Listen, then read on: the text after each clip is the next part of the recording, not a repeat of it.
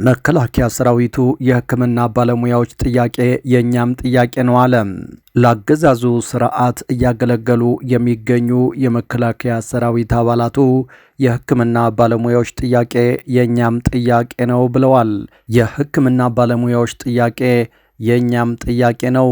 እኛም እጃችንን የሚጠብቁ ቤተሰቦች አሉን። ወይ ደሞዛችን አላማረ ወይ አሟሟታችን አላማረ፣ ከሁለት ያጣ ጎመን መሆን አንፈልግም ሲል ጥያቄ አንስቷል። ይህ አፈሙዝ በታጠቀው ኃይል የተነሳው ከባድ ጥያቄ ያለፉት 2 ቀናት በወሎ ግንባር በተካሄደ አንድ ወታደራዊ የግምገማ መድረክ ላይ ነው የተነሳው ተብሏል።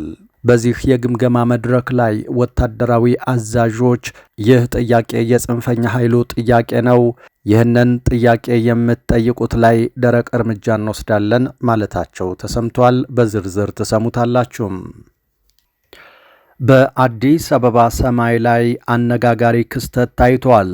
በትላንትናው ምሽት በአዲስ አበባ ሰማይ ላይ እንግዳ የሆነ ነገር ታይቷል። ከክስተቱም በኋላ በማህበራዊ ትስስር ገጾች በርካቶች ጉዳዩን መነጋገሪያ አድርገውታል። ይህ የትናንት ምሽቱ የሰማይ ላይ ክስተት ከሰሞነኛው የሐኪሞች አድማ ጋር ተገናኝቶ በማህበራዊ ሚዲያው ላይ የአድማው አንደኛው አካል ሆኖም መልእክት እየተላለፈበት ይገኛል። ትናንት ምሽት በመሃል አዲስ አበባ 4 ኪሎ በሚገኘው ወዳጅነት አደባባይ በአፍሪካ ግዙፍ የሆነ የድሮን ትርኢት ታይቷል። ይህ የድሮን ትርኢት ከቻይናና ከተባበሩት አረብ ኤሚሬቶች በኪራይ በመጡ ድሮኖችና የውጭ አገር ባለሙያዎች በብዙ ዶላር ሂሳብ የቀረበ ትዕይንት ነው በሚል ትችት እየተሰነዘረበት ይገኛል። ሌላኛው በዝርዝር ያዝነው መረጃችን ነው። በሁለቱ ባለስልጣናት ጸብ ምክንያት ሰዎች ተገደሉ፣ ታሰሩም። ከብልጽግናው ሚኒስትር ጋር ፎቶ ተነስተው በማህበራዊ ሚዲያ እንዲሰራጭ አድርገዋል የተባሉት ባለሀብትም ንብረታቸውን ሕዝብ እንዳይገለገልበት ተከልክለዋል። ተጨማሪ ዝርዝር መረጃ ይዘናል። የዶክተር ደብረጽዮን ቃለ ምልልስ አሁንም ተቃውሞ ማስተናገዱን ቀጥሏል። ቃለ ምልልሱ እስከ ህዝባዊ ተቃውሞ የዘለቀ ጥብቅ ትችት የቀረበበት ሲሆን አሁን ደግሞ ተጨማሪ መግለጫም ጭምር ወጥቶበታል። ከባለፈው የማይጨው ተቃውሞ ባለፈ አሁን ደግሞ ወደ መሆን ይዙሯል። የዕለቱ መረጃችን በዝርዝር ይመለከተዋል። ሰላም ጤና ይስጥልን። በመላው የዓለም ክፍል ሆናችሁ ዝግጅታችንን የምትከታተሉ ክቡራትና ክቡራን የኢትዮስ ሚዲያ ቤተሰቦች እንደምን ቆያችሁ? እነሆ ከተለያዩ ታማኝ መረጃ ምንጮች የደረሱንን አዳዲስ መረጃዎች ይዘን ቀርበናል። ለቻናላችን አዲስ የሆናችሁ ካላችሁ ሰብስክራይብ አድርጉ፣ ቪዲዮውንም ላይክና ሼር በማድረግ ጀምሩ። በቀጥታ ወደ መረጃዎቹ አለፍን። እስከ መጨረሻው ተከታተሉን። መከላከያ ሰራዊቱ የሕክምና ባለሙያዎችን ጥያቄ መቀላቀሉን በግልጽ አሳውቋል። የሕክምና ባለሙያዎች ጥያቄ የኛም ጥያቄ ነው፣ እኛም እጃችንን የሚጠብቁ ቤተሰቦች አሉን ሲል ነው የመከላከያ ሰራዊቱ የሕክምና ባለሙያዎችን ጥያቄ መቀላቀሉን ያሳወቀው። ከ2 ቀናት በፊት በወሎ ግንባር ደሴ ጦሳ ተራራ ላይ በተካሄደ ወታደራዊ ግምገማ መድረክ ላይ ወታደሮች እጃቸውን እያወጡ ነው ይህንን ጥያቄ ያቀረቡት ተብሏል። ለአገዛዙ ስርዓት እያገለገሉ ከሚገኙት የመከላከያ ሰራዊት አባላት መካከል በርካቶች በዚህ መድረክ ላይ እጃቸውን እያወጡ የሕክምና ባለሙያዎች የደሞዝ ጭማሪ ጥያቄ ስላነሱ ብቻ ለምን እያፈን እንድንደበድባቸው እንታዘዛለን በሚል ተቃውሞ አቀርበዋል።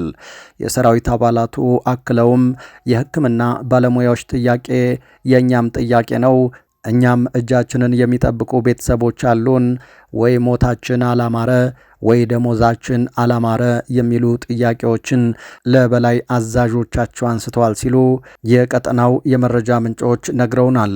ወታደራዊ አዛዦች በበኩላቸው ወታደር አድርግ የተባለውን ብቻ ነው ማድረግ ያለበት እንጂ እንዲህ አይነት የሀገር ፍቅር የጎደላቸው ጥያቄዎችን ማንሳት የለበትም። ይህ ጥያቄ የጽንፈኛ ኃይሎች ጥያቄ ነው። አይ ካላችሁ ግን ከመካከላችሁ ይህንን ጥያቄ እንዲጠየቅ የሚያስተባብሩትን መርጠን ደረቅ እርምጃ ለመውሰድ እንገደዳለን የሚል ምላሽ ሰጥተዋል። በዚህ የተነሳም ስብሰባው በከፍተኛ ጭቅጭቅና ጉሩምሩምታ ተቋርጧል ነው የተባለው። የሕክምና ባለሙያዎችን ጥያቄ ሌሎች የመንግስት ሰራተኞችም እየተቀላቀሉት ይገኛሉ። መምህራን ጥያቄውን ተቀብለው አድማውን የጀመሩባቸው አካባቢዎች እንዳሉም ተሰምተዋል። ከመምህራኑ በተጨማሪ አሁን ያሰማናችሁ የወታደሩ ጥያቄም በተመሳሳይ ሆኗል። ሌሎችም ተመሳሳይ ጥያቄ እያነሱ ነው። የነጩ ጋውን አብዮት ተንሰራፍቷል። አገዛዙም ተጨንቋል። የሚይዘው የሚጨብጠውን አጥቷል። በርካታ የሕክምና ባለሙያዎችን እያፈነ ወዳልታወቀ ስፍራ እየወሰደም ይገኛል።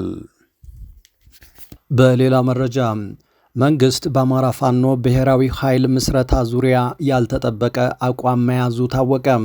ግንቦት 1 2017 ዓ.ም ምስረታውን ይፋ ያደረገው የአማራ ፋኖ ብሔራዊ ኃይል የቋራ ቃል ኪዳን የሚል የምስረታ ሰነድ አዘጋጅቶ በህብረት እየተንቀሳቀሰ መሆኑ ይታወቃል። ይህ የአማራ ፋኖ ኃይሎች የመሰረቱት የጋራ ድርጅት 4 የፋኖ አደረጃጀቶችን አንድነት በቋራ ላይ ይፋ ማድረጉን ተከትሎ በርካታ መላምቶች ሲሰጡ ቆይተዋል። በተለይ በርካታ የፋኖ ኃይሎች ደጋፊዎች በማዕከላዊ ኮማንድ የሚመራው ኃይል የበለጠ ጉልበትና ህብረት እንደሚሆን ተስፋ አድርገዋል። በመንግስት በኩልስ የሚለው ጥያቄ ደግሞ አሁን ምላሽ ያገኘ ይመስላል። መሰረት ሚዲያ ላለፉት 4 ቀናት ከመረጃ ምንጮቹ ያሰባሰባቸው መረጃዎች እንደሚጠቁሙት መንግስት የአማራ ፋኖ ብሔራዊ ኃይልን መመስረት በበጎ እንደሚመለከተው ታውቋል ይላል። አንዳንድ ውይይቶች በዚህ ዙሪያ ተደርገዋል። በአጠቃላይ የተያዘው አቋም መንግስት ከፋኖ ኃይሎች ጋር ወደፊት ሊያደርግ ለሚፈልገው ንግግር አንድ ላይ መሰባሰባቸውን በበጎ አይቶታል ያሉት አንድ ስም አይጠቀስ ያሉ የመንግስት የመረጃ ምንጭ ናቸው። መንግስት ይህንን አቋሙን ለአንዳንድ የዓለም አቀፍ ተቋማት ተወካዮች ባለፉት ጥቂት ቀናት አሳውቋል። መንግስት አሁን ላይ የህወሓትና የኤርትራ መንግስትን ጥምረት በከፍተኛ ስጋት እየተመለከተው ስለሆነ ማንኛውም ከፋኖ ኃይሎች ጋር ለሚደረግ ንግግር አንድ መሆናቸው ጠቃሚ ነው። አሁንም ግን በአማራ ፋኖ ብሔራዊ ኃይል ስር ያልታቀፉ ኃይሎች ስላሉ መጪውን አብረን የምናየው ይሆናል ብለው ቃላቸውን ለሚዲያ የሰጡት ሌላኛው ዲፕሎማት ደግሞ በቀጣይ በዚህ ዙሪያ መንግስት ሊያደርግ ያሰበው እንቅስቃሴ እንዳለ ከመግለጽ ተቆጥበዋል። መንግስት ከዚህ ቀደም ከፋኖ ኃይሎች ጋር ንግግር ለማድረግ ቢፈልግ እንኳን የተበታተነ አመራር እንዳላቸው በመግለጽ ተቸግር ያለው ሲል ተደምጦ ነበር። የአማራ ፋኖ ብሔራዊ ኃይል 13 አባላት ያሉት ማዕከላዊ ኮማንድ ያቋቋመ ሲሆን እንደና አርበኛ ዘመነ ካሴ፣ ሀብቴ ወልዴ፣ ምሪ ወዳጆና አስረስ ማረ ዳምጤ ያሉ አመራሮች መካተታቸው ታውቋል። መንግስት እስካሁን በአማራ ፋኖ ብሔራዊ ኃይል ምስረታ ዙሪያ በይፋ የሰጠው መግለጫም ሆነ አስተያየት የለም። በሌላ ዜና የአሜሪካው ሴናተር ኤርትራ ለጦርነት እየተዘጋጀች ነው አሉም። የአሜሪካ ሜሪላንድ ግዛት ሴናተር የሆኑት ክሪስ ቫን ሆለን ኤርትራ የጦርነት ዝግጅት እያደረገች መሆኗን መናገራቸው ታውቋል። ግንቦት 5 2017 ዓ.ም በነበረ በአንድ የሴኔት የውጭ ጉዳይ ስብሰባ ላይ የኤርትራው መሪ ለወታደሮች ጥሪ አድርጓል። ይህንን የሚያሳዩ ሪፖርቶችም አሉ በማለት መናገራቸው ታውቋል። ለዚህ ምላሽ የሰጡት የቀድሞ የአሜሪካ የውጭ ጉዳይ ቢሮ ኃላፊ የነበሩት ጆሹዋ ሚርስቬ በበኩላቸው ኤርትራ አሁንም ትግራይ ውስጥ መሬት ተቆጣጥራ እንደምትገኝ በመግለጽ የኤርትራ ኃይሎች ሊወጡበት የሚችል አሰራር ሊኖር እንደሚገባ ተናግረዋል። በእነዚህ 2 ንግግሮች ያልተደሰተው የኤርትራ መንግስት በዛሬው ዕለት ዋሽንግተን ዲሲ ባለው ኤምባሲው በኩል መግለጫ ያወጣ ሲሆን ሁለቱም የአሜሪካ ባለስልጣናት ያደረጉት ንግግር ያልተረጋገጠ ውንጀላ ነው በማለት አጣጥሎታል። ኤርትራ ለጦርነት እየተዘጋጀች ነው የሚለውን ንግግር ከተጣመሙ የሚዲያ ሪፖርቶች የተወሰደ ነው ያለው መግለጫው ኤርትራ ለጦርነት እያደረገችው ያለችው ዝግጅት የለም ብሏል። ኤርትራ ከድንበር ስምምነቱ በኋላ ለ2 አስርት ዓመታት በኢትዮጵያ ተይዘው የቆዩብኝን መሬቶችን መልሼ ይዣለሁ በማለት ብትገልጽም በርካታ ዓለም አቀፍ ተቋማትን ጨምሮ የድንበር አካባቢ ነዋሪዎች የኤርትራ ኃይሎች የኢትዮጵያ መሬትን ከሰሜኑ ጦርነት ወዲህ ይዛ እንደምትገኝ በተደጋጋሚ ሲገልጹ ቆይተዋል። በትግራይ ክልል ጀምሮ ሰሜን ኢትዮጵያን ያዳረሰውን ጦርነት ተከትሎ ወደ ኢትዮጵያ ግዛት መግባታቸው የተነገረው የኤርትራ ወታደሮች በርካታ ግፎችን ከፈጸሙ በኋላ ቢወጡም አንዳንድ የድንበር ቦታዎችን ይዘው እንደሚገኙ ታውቋል። በሌላ መረጃ በሁለት ባለስልጣናት ጸብ ምክንያት ሰዎች ተገደሉ፣ ታሰሩ።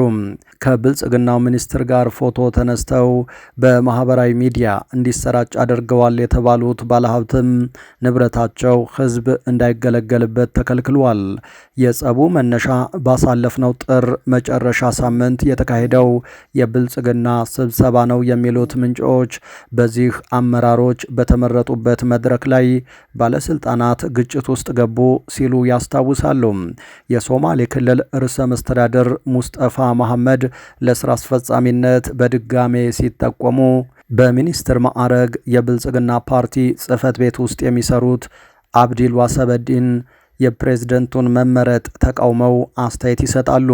ሙስጠፋ መሐመድ ለሶማሌ ህዝብ አይመጥንም፣ በክልሉ ውስጥ ድብቅ እስር ቤቶችን ከፍቶ ሰዎችን እያሰረና እየሰወረ ነው፣ ህዝቡ ከችግር እወጣለሁ የሚል ተስፋ ቢኖረውም ሙስናና ብልሹ አሰራር ተዘርግቶ ጎሰኝነትንም አስፋፍቶ ህዝብ እየበደለ ነው፣ በአጠቃላይ ለሀገር ደህንነትም ስጋት ነው የሚል ተቃውሞ ያለበት አስተያየትን የሰጡት አብዲ ዋሳበዲ የሶማሌ ክልል ፕሬዝደንት ጋር ግጭት ውስጥ ገቡ ሲሉ ምንጮች ያስታውሳሉ።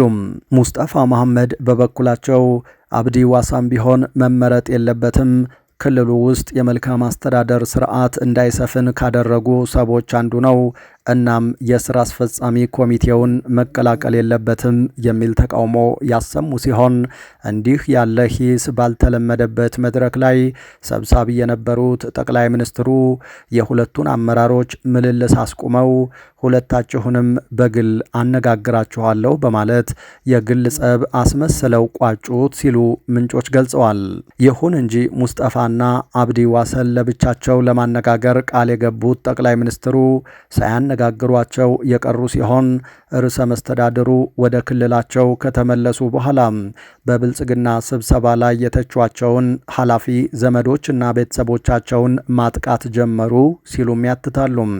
በዚህ ጥቃትም 2 ሰዎች ተገድለው 9 ሰዎች የታሰሩ ሲሆን ይህ ሁሉ የሆነው አብዲ ዋሳና ሙስጠፋ አንዱ ሌላው እንዳይመረጥ በመቃወማቸው ነው ብለዋል።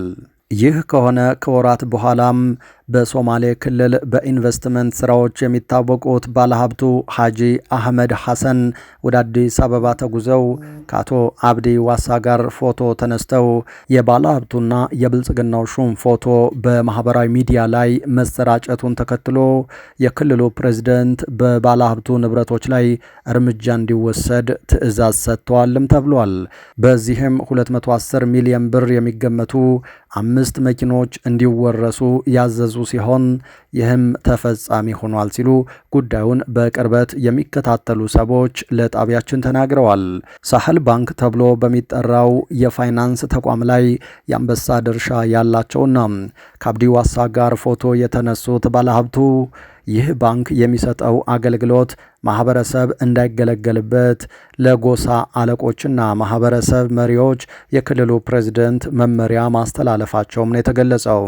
ከባንኩ በተጨማሪ ሳህል ትራንስፖርት በመባል የሚታወቀው የትራንስፖርት አገልግሎት መስጫ ዘርፍም ዜጎች እንዳይጠቀሙበት እንዲደረግ ታዞ እየተፈጸመ ነው ሲሉ አስተያየት ሰጪዎች አብራርተዋል።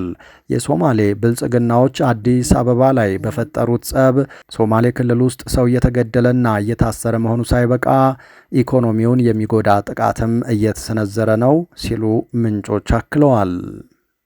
በሌላ መረጃ ችሎቱ ተበጠበጠ። በቀነኒ አዱኛ የፍርድ ሂደት አነጋጋሪ ነገር ተፈጠረ።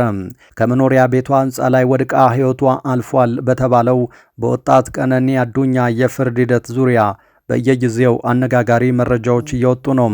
የፍርድ ሂደቱ እየተንዛዛ የመምጣቱ ጉዳይ መነጋገሪያ ሆኗል።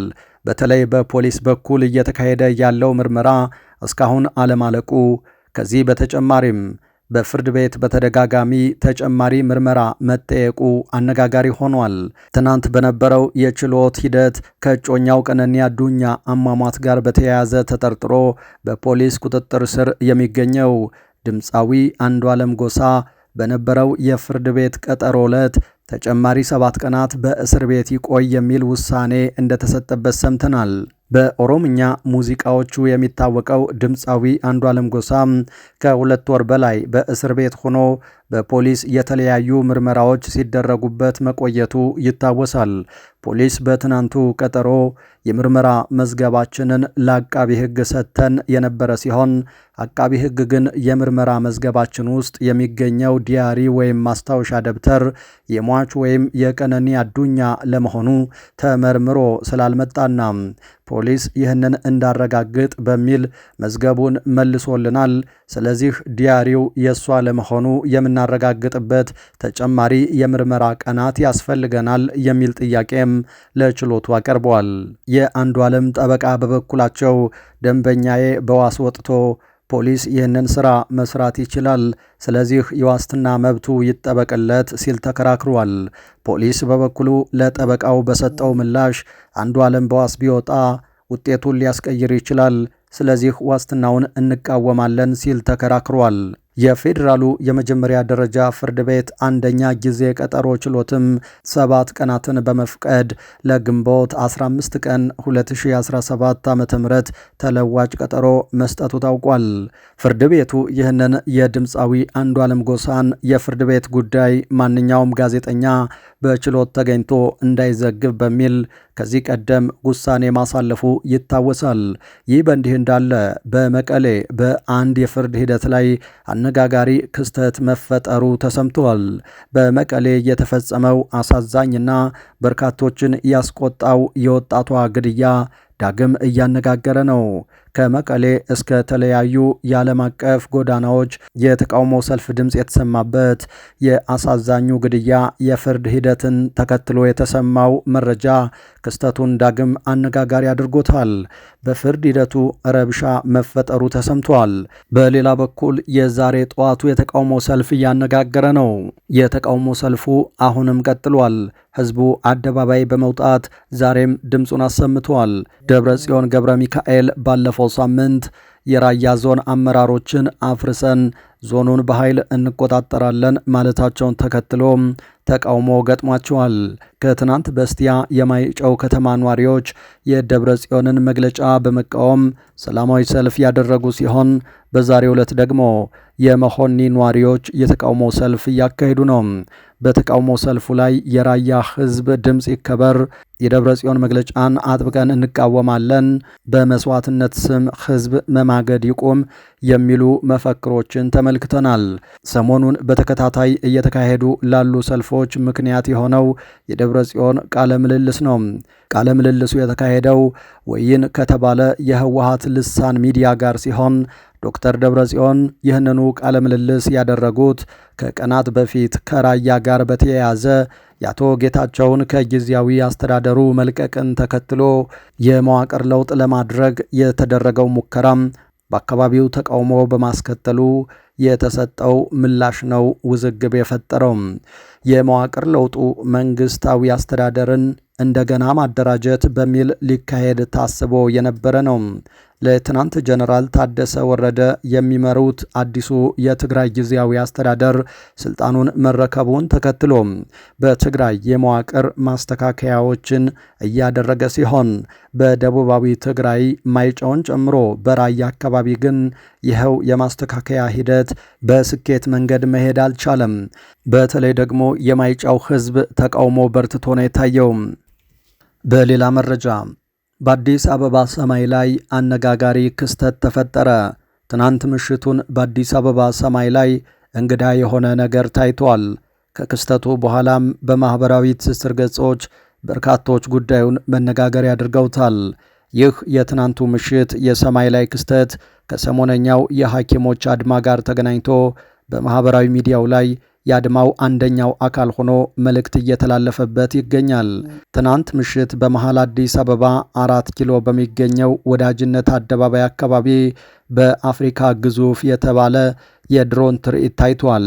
ይህ የድሮን ትርኢት ከቻይናና ከተባበሩት አረብ ኤሚሬቶች በኪራይ በመጡ ድሮኖችና የውጭ አገር ባለሙያዎች በብዙ ዶላር ሂሳብ የቀረበ ትዕይንት ነው በሚል ትችት እየተሰነዘረበት ይገኛል።